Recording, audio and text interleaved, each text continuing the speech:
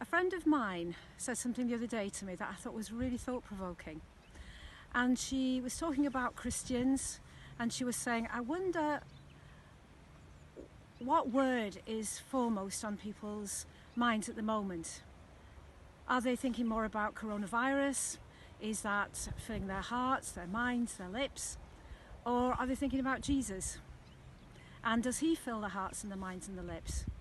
I thought that was so thought-provoking, and it certainly got me thinking. You see, God obviously realises that during this really difficult and stressful time that there are practicalities to sort out. We've got to consider how we deal with our self-protection and how we look after the vulnerable. We've got to consider the practicalities of life, getting food and communicating, connecting with people, keeping in touch with the world. And so God understands all of these practicalities, but simultaneous, how do we keep God at the forefront of our minds and our hearts and our lips? Well, for those of you who are members of St Mary's Church, you'll remember that a few weeks ago we were looking at Deuteronomy 6. One of the things that I absolutely love about God is that he's so practical, and that he gives us really, really wise advice. And he says this in Deuteronomy 6, and it's verses 6 through to 9. And the context is that that he's sending his children into a new land. He's taking them on a new journey, a journey that they've not been on before. And that journey is going to bring them some challenges, and it's going to bring them immense blessings as well.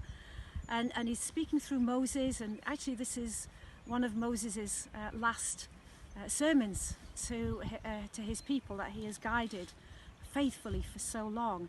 And he says, God says this through Moses, he says, the commandments that I give you today are to be on your hearts. Impress them on your children. Talk about them when you sit at home and when you walk along the road, when you lie down and when you get up. Tie them as symbols on your hands and bind them on your foreheads. Write them on your door frames of your houses and on your gates. Now, there's some maybe strange language in there, but basically what God's saying is let's focus on him, let's talk about him, let's think about him, let's bring him into our picture. Let's praise him, let's consider some of the ways that he cares for us and he looks for us. And of course that means looking in the Bible, that means looking at some of his words of wisdom so that we can apply those in very, very practical and detailed ways.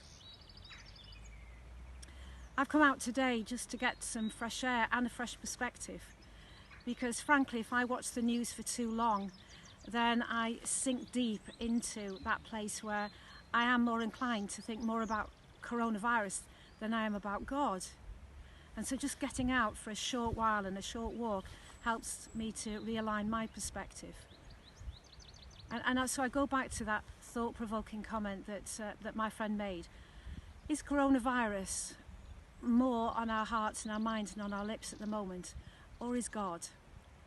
I know which God's preference would be, and I know that he paid a high price to make it possible, so that when he allowed his son to die for us, when Jesus was put into that awful place on the cross, then actually his opened arms of love that were on that cross were actually to connect us from him to God, and so that we can then start thinking about him and praise him and thank him and worship him and consider his ways, his wonderful, wonderful and faithful ways.